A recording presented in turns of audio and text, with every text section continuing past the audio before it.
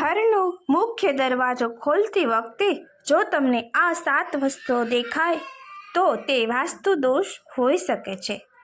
તમને હંમેશા સલાહ આપવામાં આવે છે કે વાસ્તુ અનુસાર આસપાસમાં રાખેલી વસ્તુઓ રાખો. એવું માનવામાં આવે છે કે જો તમે આ નિયમોનું પાલન કરશો તો તમારા જીવનમાં સમૃદ્ધિ આવશે. જય શ્રી કૃષ્ણ મિત્રો.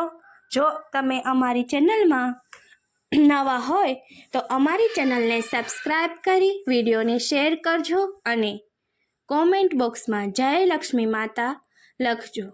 હંમેશા માતાજીની આપના ઉપર કૃપા બની રહેશે. મિત્રો, આપણે બધા આપણા ઘરની અંદર અને બહાર આવતી કોઈ પણ નકારાત્મક ઉર્જાથી બચવા માટે વિવિધ ઉપાયો અજમાવીએ છીએ.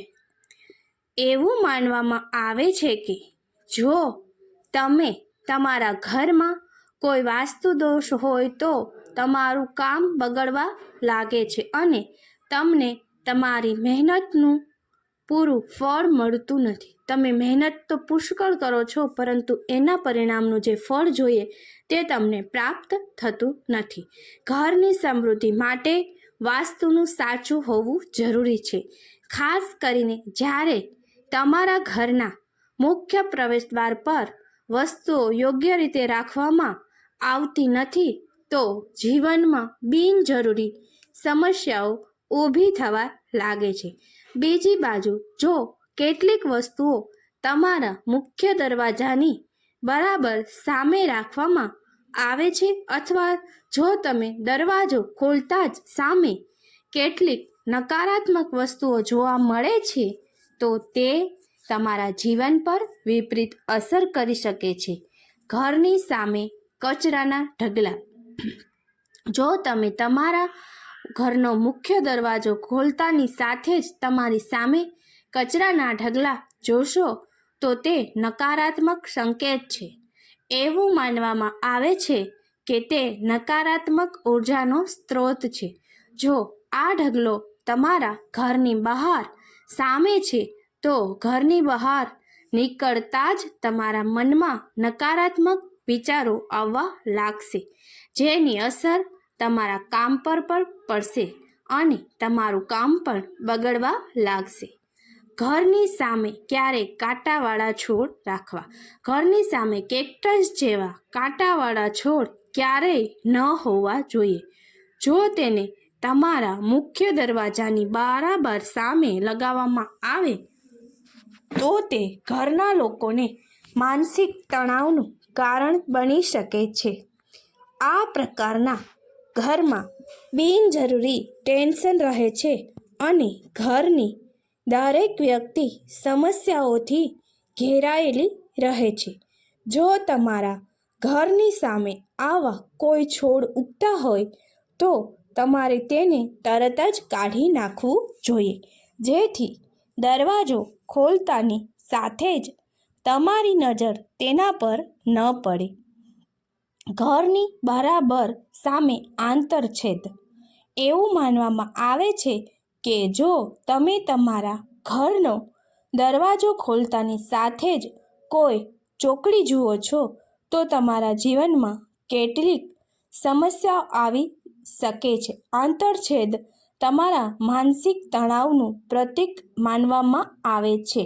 જો તમારા ઘરની બરાબર સામે ચોકડી છે તો તમારું મન કોઈ કામમાં વ્યસ્ત નથી થતું. આવી સ્થિતિમાં તમને કામ પર ધ્યાન કેન્દ્રિત કરવાની અને તમારા મનને યોગ્ય દિશામાં મૂકવાની સલાહ આપવામાં આવે છે.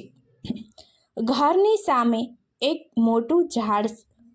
જો ઘરની સામે મોટું ઝાડ હોય તો તે તમારા જીવન માટે નકારાત્મક માનવામાં આવે છે. તે ઘરના વડા માટે સારું માનવામાં આવતું નથી કારણ કે તેમાંથી નીકળતી નકારાત્મક ઉર્જા માથા પર અસર કરે છે.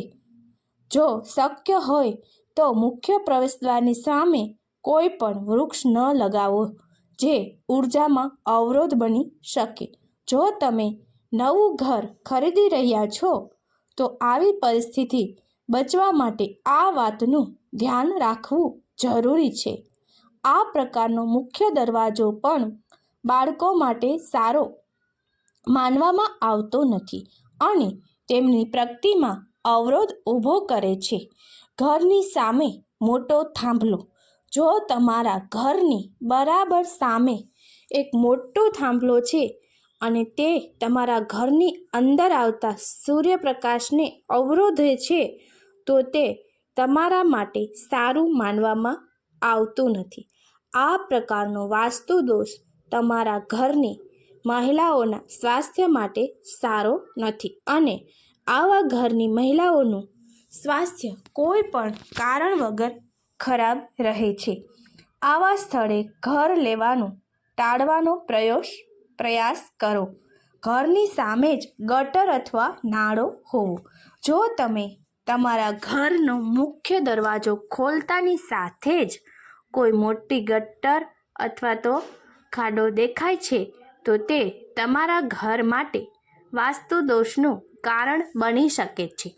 આવી સ્થિતિમાં તમારા જીવન માટે નકારાત્મક સંકેતો છે અને તમારા પૈસા નકામી જગ્યાએ ખર્ચવામાં આવે છે. એવું માનવામાં આવે છે કે વહેતી ગટર આર્થિક નુકસાન સૂચવે છે અને તમારા પૈસા નકામી જગ્યાએ ખર્ચાવા લાગે છે. મુખ્ય પ્રવેશદ્વારની સામે જમણી બાજુએ લિફ્ટ કરો. જો તમારું રહેઠાણ એપાર્ટમેન્ટમાં છે અને તમે મુખ્ય દરવાજો ખોલતા જ તમને સામે લિફ્ટ દેખાય છે, તો તે વાસ્તુ દોષોને આમંત્રણ આપે છે. પરિણામે માનસિક બીમારીઓ તમારા ઘરમાં આવે છે અને તમારા પરિવારના સભ્યોના જીવનમાં બિનજરૂરી સમસ્યાઓ આવવા લાગે છે. જો તમે નવું ઘર ખરીદી રહ્યા છો, તો તમારે ધ્યાનમાં રાખવું જોઈએ કે તમારે આવી જગ્યાએ ઘર ખરીદવાનું ટાળવું જોઈએ. જો તમે તમારા ઘરનો મુખ્ય દરવાજો ખોલતાની સાથે જ તમને આમાંથી કોઈ પણ વસ્તુ દેખાય છે, તો તે તમારા માટે વાસ્તુ દોષનો સંકેત આપે છે.